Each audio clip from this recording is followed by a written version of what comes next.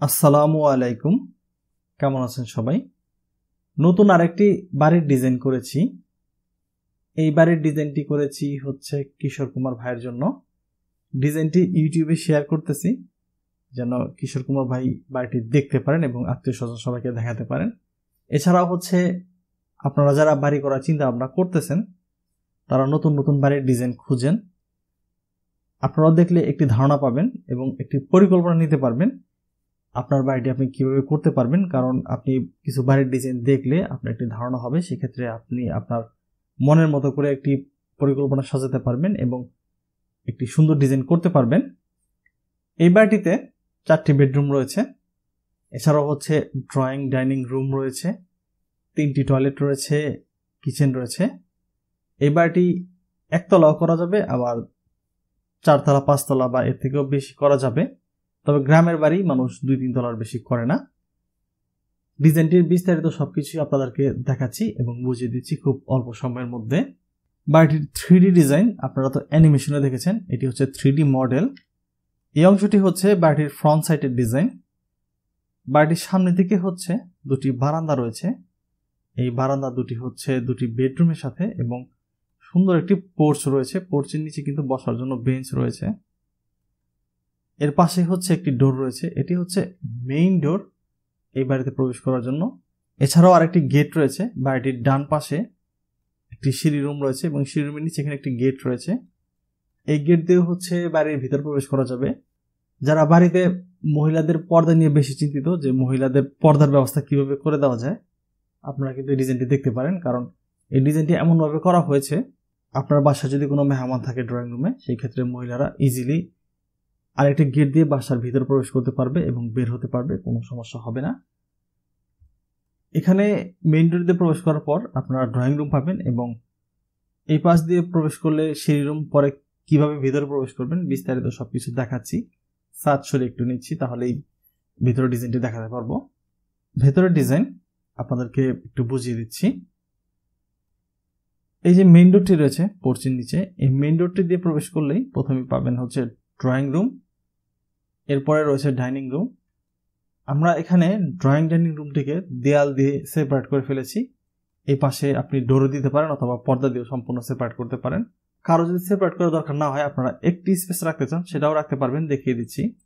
এই যে দেখেন, এখন দেয়ালটি সরিয়ে দিয়েছি, ড্রয়িং ডাইনিং রুমটি একটি স্পেস হয়ে গেছে। এক্ষেত্রে কিন্তু রুমটি বেশি বড় দেখা যাবে। বাড়ির সামনের দিকে বলেছিলাম যে 2টি বেডরুম রয়েছে।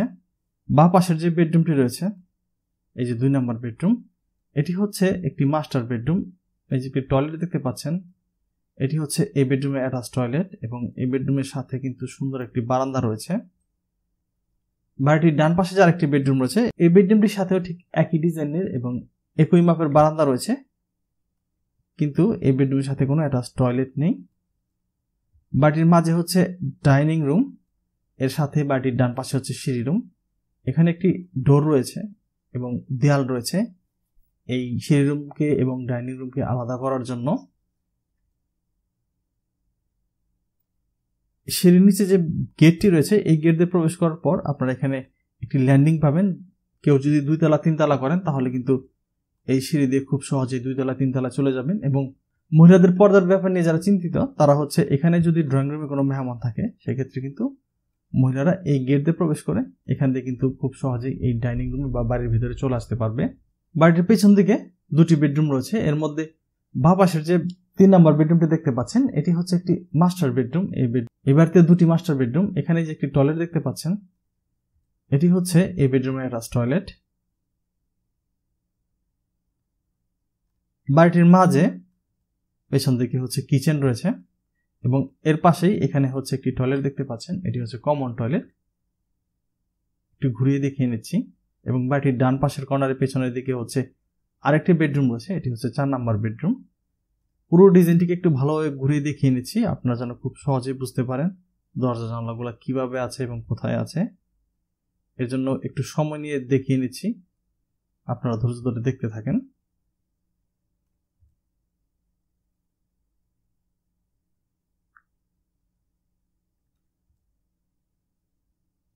বাড়িটির ফ্লোর প্ল্যান বা ড্রয়িং প্ল্যান। এই বাড়িটি তৈরি করতে বা নির্মাণ করতে জমি লম্বা বা দৈর্ঘ্যের প্রয়োজন হবে প্রায় 40 ফিট 6 ইঞ্চি, এই সামন থেকে ঠিক পেছন পর্যন্ত। চওড়া বা প্রস্থের প্রয়োজন হবে প্রায় 39 ফিট 8 ইঞ্চি, আপনারা 40 ফিটই ধরতে পারেন। পুরো জমিটি স্কয়ার ফুট বা বর্গ ফুটে হিসাব করলে হচ্ছে প্রায় 1610 এর মতো আসে। শতাংশে হিসাব করলে হচ্ছে প্রায় 4.5% এবং কাঠায় হিসাব করলে হচ্ছে প্রায় 2.5 কাঠা জায়গা বা জমি লাগবে এই বাড়িটি বা এই ধরনের একটি বাড়ি নির্মাণ করতে গেলে। রুমের মাপগুলো দেখাচ্ছি।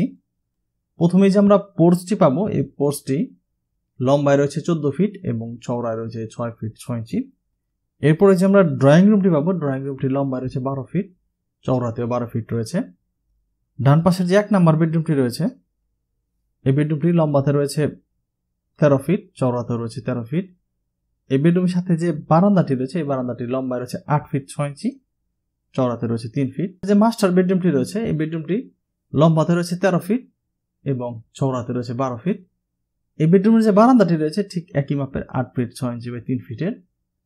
এই বেডরুমের সাথে যে অ্যাটাচ টয়লেটটি রয়েছে, টয়লেটটি লম্বাতে রয়েছে 7 ফিট, চওড়াতে রয়েছে 4 ফিট।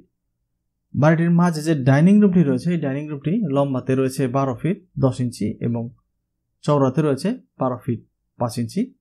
ডান পাশে সিঁড়ি রুম রয়েছে, এই সিঁড়ি রুমটি লম্বাতে রয়েছে 15 ফিট 6 ইঞ্চি, চওড়াতে রয়েছে 7 ফিট 5 ইঞ্চি।